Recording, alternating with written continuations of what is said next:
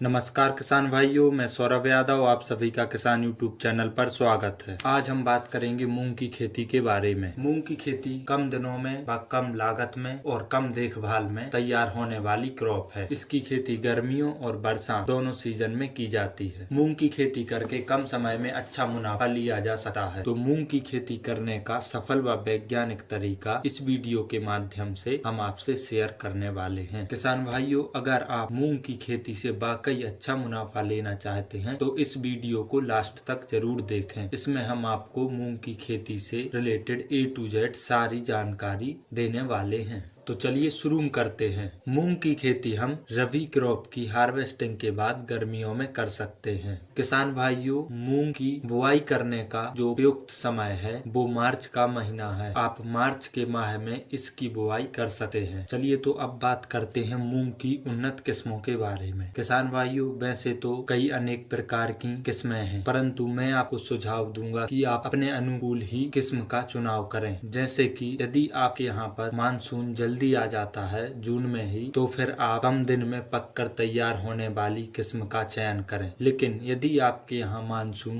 15 जून के बाद आता है या फिर और लेट आता है, तो फिर आप थोड़े ज्यादा दिन वाली किस्म का चयन कर सकते हैं। ये बहुत ही महत्वपूर्ण है, इसलिए अपने अनुकूल बड़े ही सोच समझकर किस्म का चयन करें, क्योंकि सारी मेहनत लगने के बाद जब अंत में कटाई का वक्त आता है या फिर हार्वेस्टिंग का समय आता है, तब पता चला पानी गिर गया और खराब हो गई अपनी फसल। इसलिए कम समय वाली ही किस्म का चयन करें जो कम से कम दिनों में पककर तैयार हो जाए, और मानसून आने से पहले ही आप जो है उसकी हार्वेस्टिंग करके और खेत खाली कर दें और सुरक्षित अपनी फसल अपने घर ले आए। चलिए किसान भाइयों, तो अब हम बात करते हैं खेत की तैयारी के बारे में। रबी क्रॉप की हार्वेस्टिंग के बाद आपको खेत की जुताई करनी है। जैसे ही आपने यदि चना, मसूर, गेहूं या जो भी फसल बोई है, उसकी जैसे ही हार्वेस्टिंग होती है, खेत खाली होता है, उसके बाद आपको कल्टीवेटर से जुताई कर देनी है। जुताई करने के पश्चात आपको 1 बोरी पर एकड़ के हिसाब से SSP का छिड़काव करना। उसके बाद रोटावेटर से या फिर पाटा लगाकर खेत को समतल कर। चलिए अब बात करते हैं कि 1 एकड़ में कितना बीज लगेगा। किसान भाइयों, यदि आप घर का ही बीज इस्तेमाल कर रहे हैं तो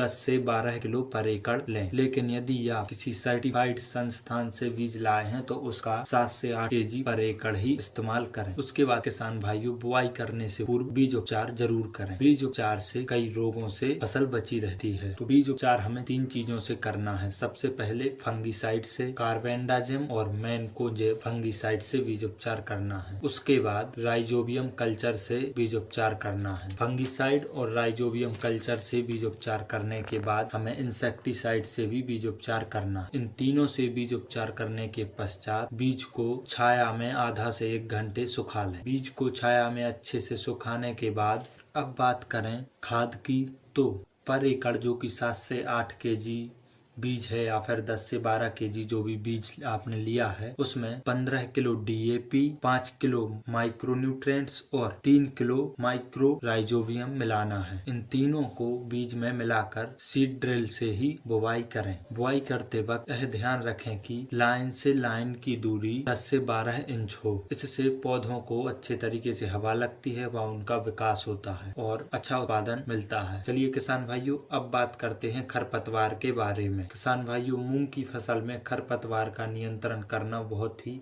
आवश्यक है। यदि हम इसमें खरपतवार का नियंत्रण नहीं करते हैं तो 50 से 60% तक उत्पादन में कमी देखने को मिल सकती है। इसलिए खरपतवार का नियंत्रण जरूर करें। खरपतवार नियंत्रण का सबसे सही तरीका जो है वो मैनुअली लेबर से निंदाई गुड़ाई करा के खरपतवार को नष्ट कराना ही है। इससे खरपतवार तो नष्ट होता ही है, साथ ही साथ पौधों की श्वसन क्रिया भी अच्छे तरीके से हो सकती है और पैदावार में बढ़ोतरी होना निश्चित है। लेकिन किसान भाइयों, यदि आपके यहाँ लेबर की कमी है और यदि आप निंदाई गुड़ाई नहीं करवा सकते हैं तो फिर आप हर्बिसाइड का स्प्रे कर सकते हैं। लेकिन किसान भाइयों, मैं आपको सुझाव दूंगा कि आप प्री इमरजेंस हर्बिसाइड का ही इस्तेमाल करें। प्री इमरजेंस हर्बिसाइड यानी कि बुआई के 3 दिन या फिर 72 घंटा के पहले छिड़काव करने वाली जो दवा आती है उसे ही हम प्री इमरजेंस हर्बिसाइड कहते हैं। तो किसान भाइयों, बुआई करके तुरंत बाद ही जितने जल्दी हो सके प्री इमरजेंस हर्बिसाइड का छिड़काव कर दें और उसके तुरंत बाद ही सिंचाई कर दें। प्री इमरजेंस हर्बिसाइड का इस्तेमाल करने से खेत में खरपतवार उगेंगे ही नहीं। किसान भाइयों, अब बात करते हैं सिंचाई के बारे में। किसान भाइयों, गर्मियों में मूंग की फसल में हर 10 से 12 दिन में सिंचाई करना अनिवार्य है और इसके अलावा सिंचाई हमारे खेत की मिट्टी के ऊपर निर्भर करती है कि हमारे खेत की मिट्टी भारी है या हल्की। इसलिए किसान भाइयों, ये आप स्वयं ही जांचें कि आपके खेत को पानी की जरूरत है या नहीं, खेत में कितनी नमी है, उस हिसाब से आप अपनी सिंचाई करें। चलिए किसान भाइयों, अगर आपको यह वीडियो पसंद आई है तो इसको लाइक करें और इस तरीके की वीडियो देखने के लिए चैनल को सब्सक्राइब करना ना भूलें।